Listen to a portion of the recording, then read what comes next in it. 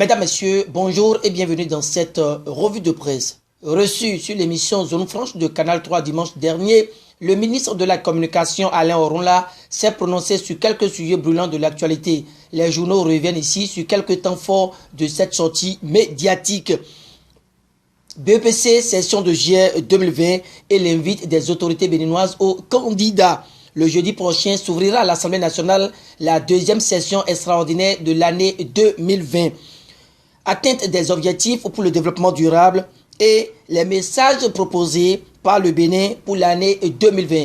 Mesdames, Messieurs, voilà les gros points. Mais avant leur développement, allons à la découverte du quotidien La Boussole, qui est le journal à l'honneur ce jour sur GS Communication. Audience du maire de Parakou à l'ambassade de Chine près le Bénin. Et si Aboubakar Yaya demandait humblement conseil à l'honorable Rachid Gbadamansi, s'interroge La Boussole. Ah, on croit le canard. Le député avait été reçu par le diplomate chinois et les deux ont décortiqué pas mal de sujets. Inutile donc pour Aboubakar Yaya de réchauffer un repas déjà chaud. Martel La Boussole, toujours avec la une du journal à l'honneur et les actualités afférentes à l'an 1 de la plateforme des promoteurs et acteurs pour le développement des médias Badem Bénin pointe à l'horizon. Ici, La Boussole révèle qu'à l'occasion de cette célébration, la Badem Bénin a honoré 3 de ses membres à travers leurs anniversaires. Il s'agit bien de Hilarion Kenyon, Perpétue Gouletti et Victorine Fabilly. La Boussole renseigne aussi sur l'examen du brevet d'études du premier cycle BEPC session de juillet 2020 et mentionne que le gouvernement tient le pari d'une bonne organisation, surtout dans un contexte de la pandémie de Covid-19. Toujours Covid-19, et La Boussole étale pour finir que la Croix-Rouge béninoise outille les professionnels des médias de Parakou. Cette organisation à vocation humanitaire amplifie ses opérations dans la lutte contre la Covid-19 au Bénin. La guérite en témoigne, puis révèle que la Croix-Rouge sensibilise les journalistes de l'OME. Le journal de Chams Dinbadarou était également aux côtés de la Badem Bénin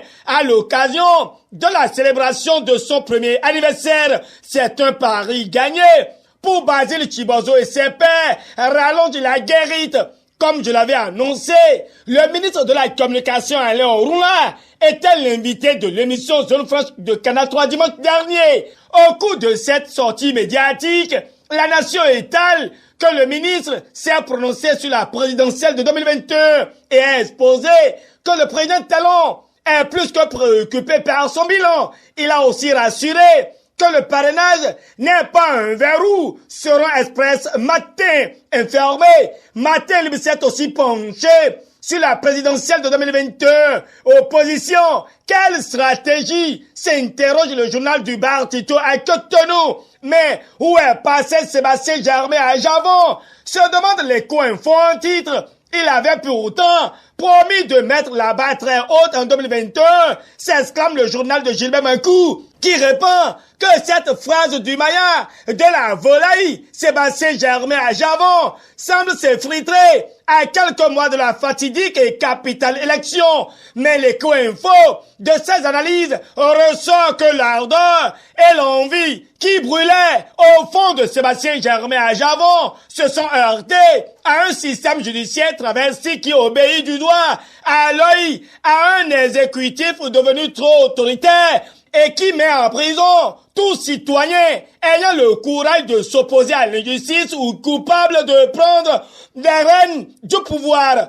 L'écho-info présente les nœuds qui font que Sébastien Germain à Javon peine aujourd'hui à donner de la voix. Le journal de Gilbert Mancou reconnaît sa qualité d'opposant avant de se prononcer sur sa condamnation, déçu de son silence qui crée une certaine lassitude au sein de l'opinion qui pense que l'homme d'affaires a simplement abandonné son peuple et surtout sa jeunesse. L'écho-info donne aussi sur une analyse du pouvoir de la rupture et éveille la conscience de Sébastien Javon qui doit savoir que la condamnation n'est pas synonyme de déchéance de ses droits civiques et politiques.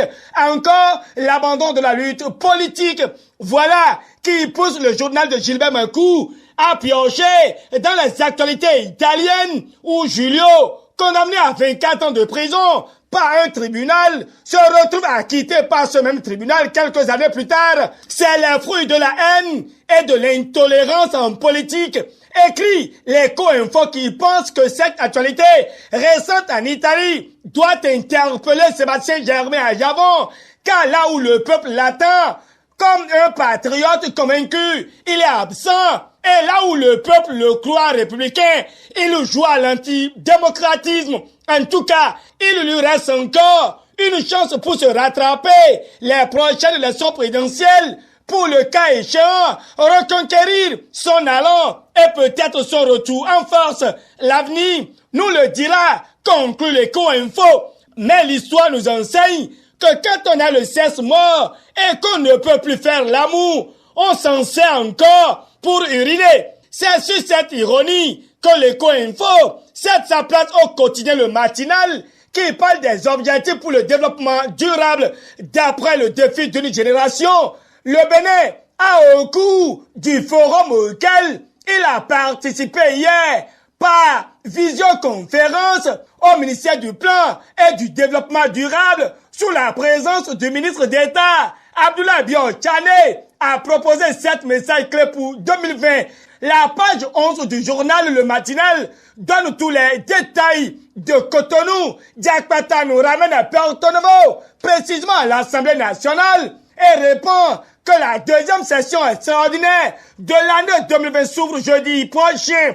Le journal de Cyril Saïzonou précise que les députés se pencheront à nouveau sur les décisions au sujet de la modification du règlement intérieur du Parlement. La fille du jour certifie cette information et précise que la modification du règlement intérieur sera à l'ordre du jour. Oui, les députés veulent apporter du sang neuf au fonctionnement du Parlement, écrit le coopérant, avec comme message que l'avons-nous. Et les siens ont vu juste, toujours avec le coopérant.